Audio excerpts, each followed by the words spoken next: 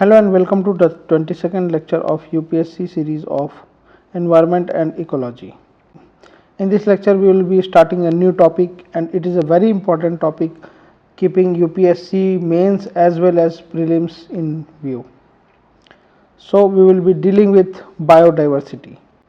It will be a series of lectures, and right now we will be starting with what is biodiversity and what are the types of biodiversity.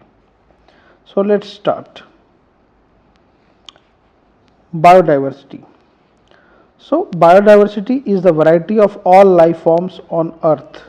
Biodiversity जो अर्थ पे जितने भी तरह के life forms हैं, चाहे different plants हो, animals हो, माइक्रो ऑर्गेनिजम्स हो, और जो इकोसिस्टम्स जिसके वो पार्ट होते हैं, उस सबको हम बायोडाइवर्सिटी कहते हैं.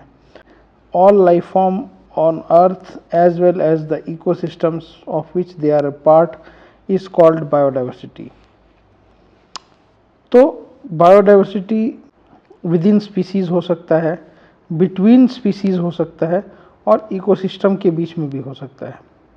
तो बायोडाइवर्सिटी के जो लेवल्स होते हैं वो होता है genetic biodiversity, species diversity and ecosystem diversity. तो जेनेटिक डाइवर्सिटी मतलब एक ही स्पीसीज में विद इन द स्पीसीज एक ही स्पीसीज में अगर जेनेटिकली अगर कुछ डाइवर्सिटी आ रही है तो उसको जेनेटिक डाइवर्सिटी कहते हैं. और स्पीसीज डाइवर्सिटी मतलब अमॉन्ग स्पीसीज, मतलब कितने तरह के स्पीसीज हो सकते हैं उसको हम स्पीसीज बायोडाइवर्सिटी कहते हैं. और इकोसिस्टम डाइवर्सिटी मतलब कि इकोसिस्टम्स कितने तरीके के हो सकते हैं उसको हम इकोसिस्टम बायोडाइवर्सिटी कहते हैं. जेनेटिक डाइवर्सिटी, ये देखिए पल्सेस हैं, लेकिन ये पल्सेस में भी अलग अलग तरह के पल्सेस हैं. तो ये एक स्पीसीज है, मान लीजिए पल्सेस, लेकिन उसमें भी देखिए डिफरेंट टाइप्स के डाइवर्सिटी है, उसको हम जेनेटिक डाइवर्सिटी कहते हैं. जैसे अब हम टाइगर के बारे में भी देख सकते हैं. टाइगर अपने आप में एक स्पीसीज़ है, लेकिन उसमें भी जेनेटिकली देखिए तो बंगाल टाइगर हो सकता है, साइबेरियन टाइगर हो सकता है, फिर जावान टाइगर था.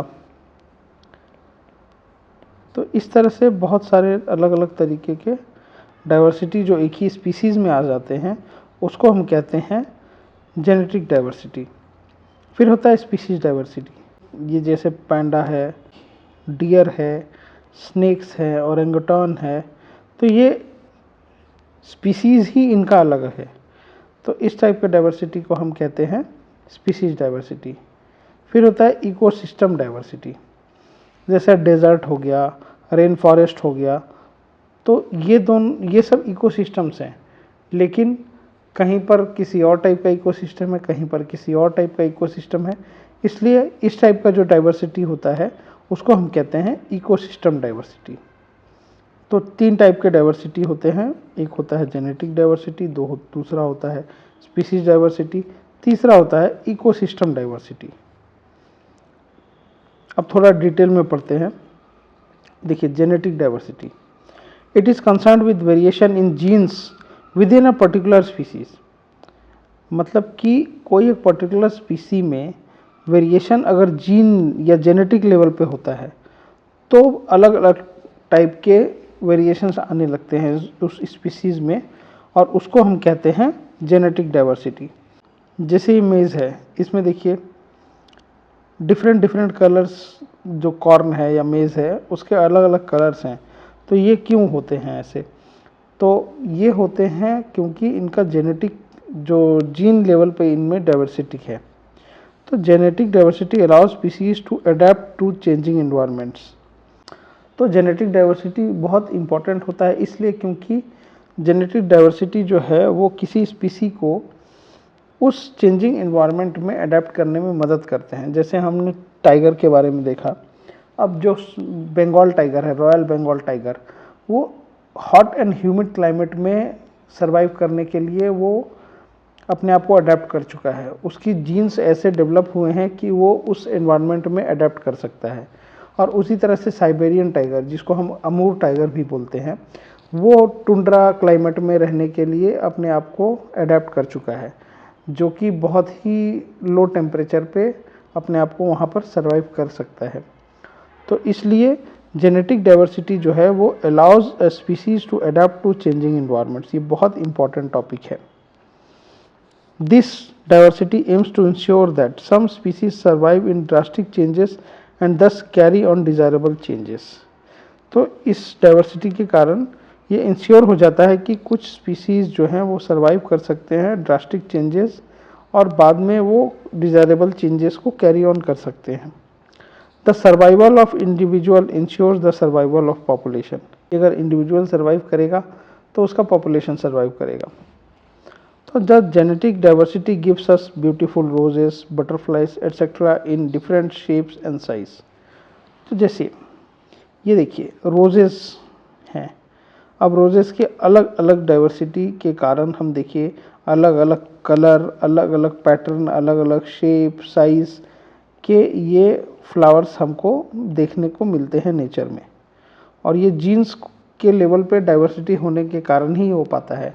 अगर जीन्स के लेवल पे ये डाइवर्सिटी नहीं हो पाता तो जो भी स्पीसी होता वो सारे यूनिक होते, एक ही टाइप के होते और उनमें कोई वेरिएशन नहीं होता, जिसके कारण हमारा जेनेटिक पूल जो हम बोलते हैं वो भी बहुत लिमिटेड होता। और हो सकता है कि ये स्पीसीज़ जो है जो लाखों सालों से सर्वाइव कर रही है वो सर्वाइव नहीं हो पाती, क्योंकि जेनेटिक पूल अगर बड़ा होता है तो किसी भी स्पीसीज़ का सर्वाइव करना ज़्यादा पॉसिबल होता है।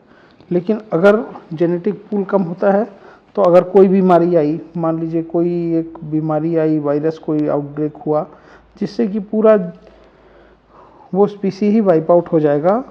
लेकिन अगर कोई जेनेटिक पूल अगर डाइवर्स है तो वहाँ पर अगर कहीं पे बीमारी का आउटब्रेक होता भी है तो जेनेटिक पूल इतना बड़ा होने के कारण कहीं पे कुछ ना कुछ पॉपुलेशन ज़रूर बढ़ेगा, जिससे कि इंडिविजुअल सर्वाइव कर पाएंगे। और हमने अभी जस्ट देखा है कि the survival of the individual ensures the survival of the population.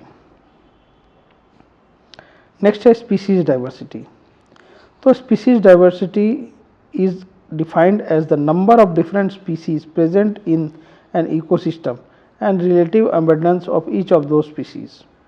तो species diversity हमने देखा था कि किसी भी इकोसिस्टम में कितने तरह के स्पीसीज प्रेजेंट हैं और वो सर्वाइव कर रहे हैं, उसको हम स्पीसीज डाइवर्सिटी कहते हैं। तो डिफरेंट टाइप्स ऑफ स्पीसीज हो जो सर्वाइव करते हैं उनको स्पीसीज डाइवर्सिटी कहते हैं। Diversity is greatest when all the species are present and equally abundant in the area। तो किसी एरिया में अगर बहुत सारे स्पीसीज एग्जिस्ट कर रहे हैं और उनका रिलेटिव एबंडेंस भी लगभग सबका ज़्यादा है, तो उस टाइप के डाइवर्सिटी को हम हाईएस्ट लेवल ऑफ डाइवर्सिटी कहते हैं। Species differ from one another marked in their genetic makeup, do not interbreed in nature. तो हमने ऐसे भी देखा था कि स्पीसीज किसको कहते हैं, तो स्पीसीज उसी को कहते हैं जो कि आपस में इंटरब्रीड कर सकते हैं और जो फर्टाइल ऑफस्प्रिंग प्रोड्यूस करते हैं। अगर कोई दो स्पीसीज आपस में ब्रीड करते हैं लेकिन इनफर्टाइल ऑफस्प्रिंग प्रोड्यूस करते हैं तो उसको एक स्पीसीज नहीं माना जाएगा। जैसे डोंकी और हॉर्स के जो मीटिंग से जैसे म्यूल पैदा होता है, लेकिन म्यूल जो होता है वो इनफर्टाइल होता है, इसलिए डोंकी और हॉर्स एक ब्रीड के नहीं माने जाते हैं। तो स्पीसीज जो है एक दूसरे से इसीलिए डिफर करते हैं क्योंकि अलग स्पीसीज इंटरब्रीड नहीं कर सकते हैं, और अगर इंटरब्रीड कर भी सकते हैं तो फर्टाइल ऑफस्प्रिंग होना होगा। अगर फर्टाइल ऑफस्प्रिंग नहीं होगा तो फिर वो एक स्पीसीज के नहीं माने जाएंगे। फिर closely related species however have in common much of their hereditary characteristics. अब देखिए कुछ क्लोजली रिलेटेड स्पीसीज होते हैं जिनका हेरिडेटरी कैरेक्टरिस्टिक्स जो है कॉमन होते हैं, लेकिन वो स्पीसीज अलग होते हैं। जैसे कि हम सब जानते हैं कि हम ह्यूमंस और प्राइमेट्स जो हैं वो एक ही लीनिएज से इवॉल्व हुए हैं, और जैसे हम बोलते हैं कि हमारे एंसेस्टर्स एक ही थे, तो इसलिए हमारे जो हेरिडेटरी कैरेक्टर्स होंगे वो बहुत ही कॉमन होंगे।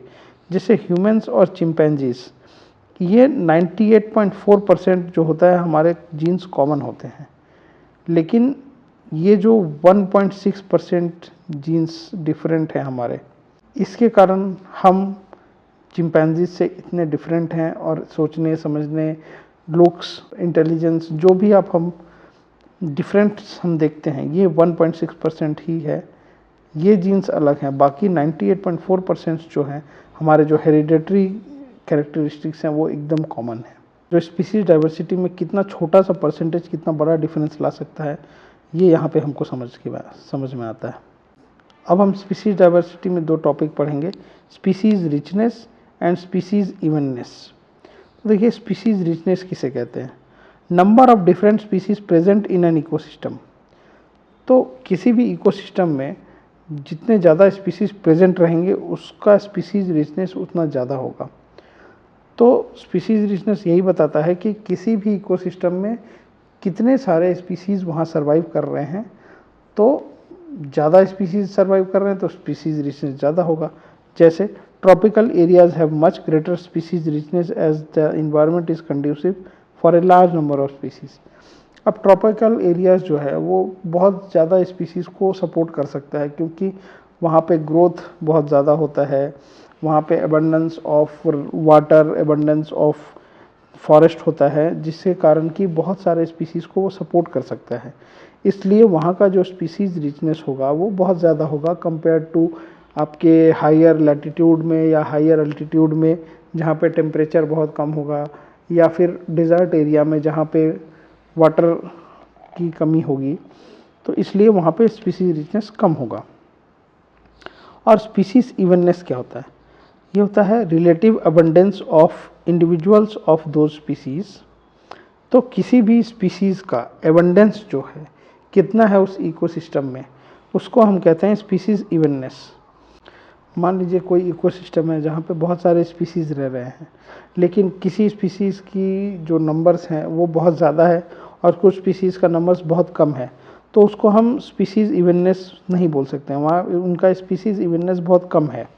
और कुछ लोकेशंस ऐसे हैं जहाँ पे जितने भी स्पीसीज़ रह रहे हैं उनका रिलेटिव एबंडेंस, मतलब एक दूसरे के कंपैरिजन में उनका जो नंबर्स है वो बहुत ज़्यादा है, तो उसमें फिर स्पीसीज़ इवननेस अच्छा माना जाएगा उनका।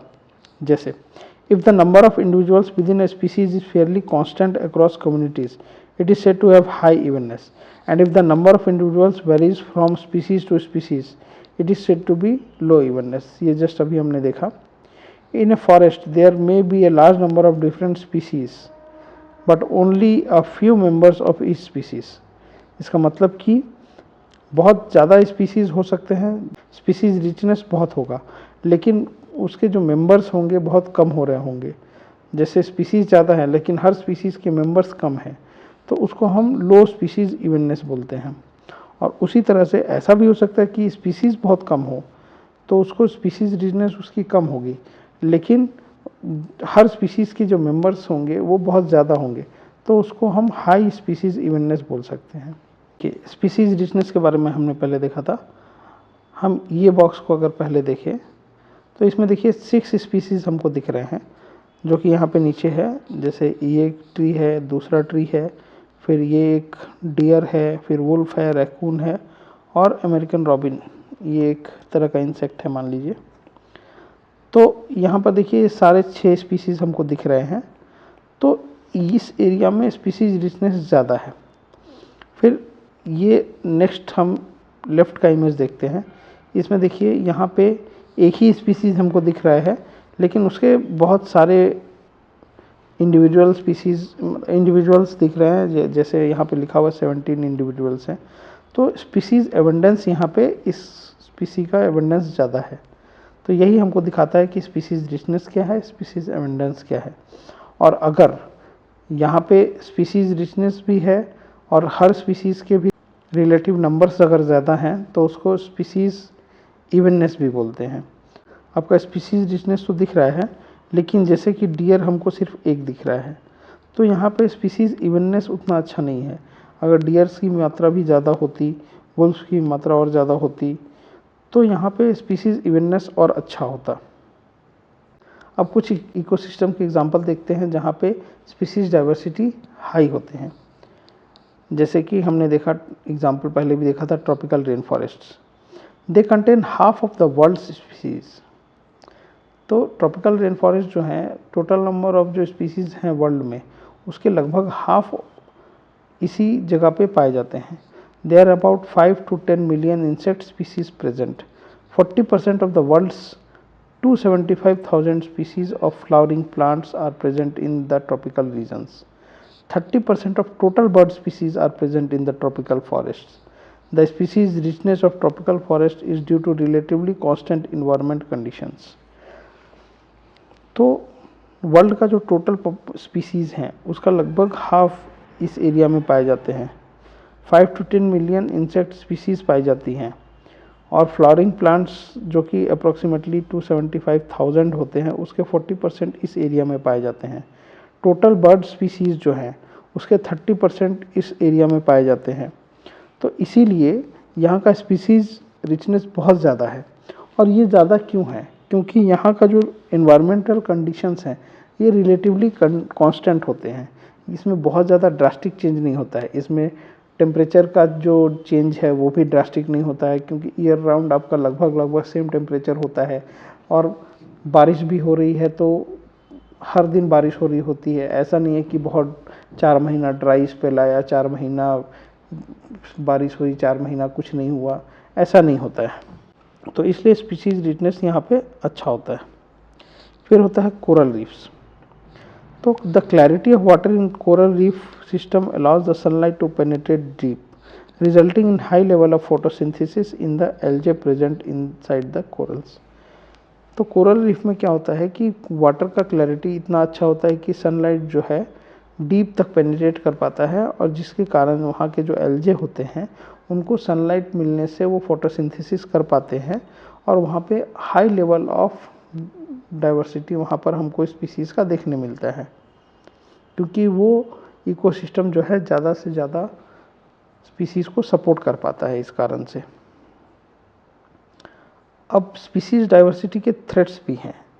अब देखिए, स्पीसीज़ डाइवर्सिटी हम देख रहे हैं कि वर्ल्ड में बहुत ज़्यादा हमको दिख रहा है, लेकिन ये अब धीरे धीरे स्पीसीज़ जो हैं वो बहुत सारे स्पीसीज़ एक्सटिंक्शन के कगार पे हैं, और ये जो हमारा डाइवर्सिटी है उसके कारण हमको थ्रेट पे है ये।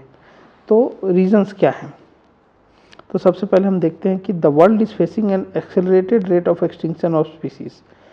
पहले भी एक्सटिंक्शंस होते रहे हैं स्पीसीज़ के, लेकिन आज के डेट में एक्सेलरेटेड रेट ऑफ एक्सटिंक्शन है। कोई बहुत ही मेजर कैटास्ट्रॉफी नहीं आया है जो मास एक्सटिंक्शंस बोलते हैं, जो कि हम 6th फेज़ में हम अपने आप को मानते हैं। तो उस टाइप का कुछ मेजर कोई आइस एज नहीं आया, कुछ वैसा नहीं हुआ, लेकिन फिर भी हम देख रहे हैं कि जो हमारे स्पीसीज़ हैं वो बहुत ही एक्सेलरेटेड रेट से एक्सटिंक्ट हो रहे हैं। तो इसका क्या कारण है? इसका कारण है एंथ्रोपोजेनिक कॉजेस, यानी कि ह्यूमन एक्टिविटीज़। तो world is facing an accelerated rate of extinction of species largely due to human activities. और जो 4 मेजर कॉज हैं इसको हम द एबल क्वाड्रेंट भी बोलते हैं। और ये 4 मेजर कॉजेस क्या क्या हैं? First, habitat loss and fragmentation. तो due to pollution, urbanization and various other human activities, habitat loss and fragmentation is a major cause of loss of species diversity and driving plants and animals extinct. तो जो plants and animals के जो habitat हैं, तो वो क्या है कि ह्यूमन एक्टिविटीज़ या ह्यूमन के जो डेवलपमेंट बोलिए, ग्रोथ बोलिए, और जो ग्रीड बोलिए, उसके कारण जो है बहुत सारे स्पीसीज़ का हैबिटेट लॉस हो रहा है। जो उनका नेचुरल रहने का उनका जो नेचुरल इन्वायरमेंट में रहते थे, उनका वो नेचुरल इन्वायरमेंट उनसे छीनता जा रहा है, जिसके कारण उनका हैबिटेट लॉस हो रहा है और फ्रेगमेंटेशन होते जा रहा है।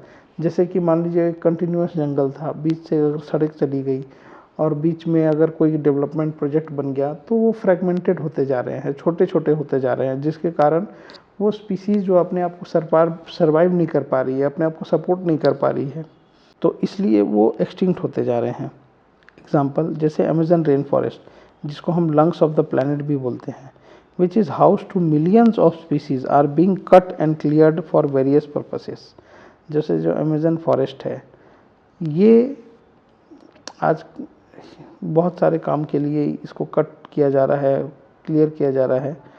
और ट्रॉपिकल फॉरेस्ट भी, which were once covered 14% of land mass, is now no more than 6% of the land mass. एक समय में जब 14% ऑफ लैंड मास हमारे ट्रॉपिकल फॉरेस्ट हुआ करते थे, आज की डेट में सिर्फ 6% रह गए हैं। तो ये हैबिटेट लॉस, स्पीसीज एक्सटिंक्शन का बहुत बड़ा कारण है। फिर ओवर एक्सप्लॉयटेशन।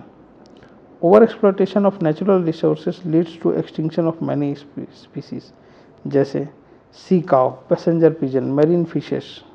ये क्या है, ओवर हार्वेस्ट किया जाता है। तो इसके कारण क्या होता है कि वो ओवर एक्सप्लॉयटेशन के कारण उनका नंबर्स दिन पर दिन घटते जा रहे हैं। फिर एलियन स्पीसीज इन्वेजन। जो इन्वेजिव एलियन स्पीसीज होती हैं, वो क्या करते हैं, हम किसी नेचुरल इन्वायरमेंट में बाहर से किसी अगर स्पीसीज़ को लाते हैं और वो फिर वो इतना डोमिनेंट हो जाती है वहाँ पे कि वहाँ के लोकल जो पॉपुलेशन होते हैं, जो लोकल स्पीसीज़ होती हैं, वो फिर वहाँ से एक्सटिंक्ट होने लगती है। तो when an alien species is introduced deliberately और unintentionally, some of them become invasive leading to extinction of indigenous species, जैसे कि invasion of African catfish is a threat to the indigenous catfishes in the rivers. तो African catfish जो होती है वो invasive species है, और वो आज के जो हमारे इंडिजिनस स्पीसीज़ जो कैटफिश के हैं, उसको इतना ज़्यादा इसका पॉपुलेशन बढ़ गया है कि वो अपने आप को दूसरी जो कैटफिश है, इंडिजिनस स्पीसीज़ हैं, वो अपने आप को इनसे कम्पीट करने में सक्षम नहीं पाती है। अब कम्पीट किस चीज़ के लिए करती है, फूड, हैबिटेट, ये सब के लिए इसके साथ कंपटीशन होता है और इसके कारण वो सरवाइव नहीं कर पाती है। फिर है coextinctions. When a species become extinct, the species that are associated with it are also become extinct. तो कुछ स्पीसीज ऐसे होते हैं जो एक दूसरे से बहुत ज़्यादा इंटरलिंक्ड होते हैं, और कोई एक स्पीसीज अगर एक्सटिंक्ट हो जाती है तो दूसरा स्पीसीज़ का भी रहना मुश्किल हो जाता है और वो भी एक्सटिंक्ट हो जाती है, और इसको को एक्सटिंक्शंस कहते हैं। Example, when a host fish goes extinct, the parasite which exclusively lives on it goes extinct. तो अगर बहुत ज़्यादा म्यूचुअली डिपेंडेंस है तो भी को एक्सटिंक्शन हो सकता है, और अगर कोई एक के ऊपर 100% डिपेंडेंट है तो अगर पहला वाला अगर एक्सटिंक्ट हो गया तो दूसरा वाला भी एक्सटिंक्ट हो जाता है। अभी तक हमने जेनेटिक डाइवर्सिटी पढ़ लिया, स्पीसीज डाइवर्सिटी पढ़ लिया, अब हम इकोसिस्टम डाइवर्सिटी देखते हैं। तो ecosystem diversity refers to different type of ecosystems in a particular area. तो किसी एरिया में तरह तरह के इकोसिस्टम्स अगर होते हैं तो उसको हम इकोसिस्टम डाइवर्सिटी कहते हैं। फिर और भी तरह के इकोसिस्टम्स हो सकते हैं, जैसे कि biological zones like lake, desert, coast, estuaries, mangroves, wetlands, coral reefs. तो इस टाइप के इकोसिस्टम्स हमको देखने को मिलते हैं। और इकोसिस्टम लेवल में इंडिया जो है वो बहुत ही ज़्यादा डाइवर्सिटी है, क्योंकि उसमें डेजर्ट भी पाया जाता है, रेन फॉरेस्ट भी पाया जाता है, mangroves, coral reefs, wetland, estuaries. तो इंडिया जो है, इसीलिए इसको हम सब कॉन्टिनेंट कहते हैं। और इसका जो इकोसिस्टम डाइवर्सिटी है वो बहुत हाई होता है। अब हम प्रीवियस ईयर क्वेश्चन एक देखते हैं। Which of the following can be threats to biodiversity of a geographical area? 1. Global warming, 2. Fragmentation of habitat, 3. Invasion of alien species, 4th promotion of vegetarianism. Select the correct answer using the codes below.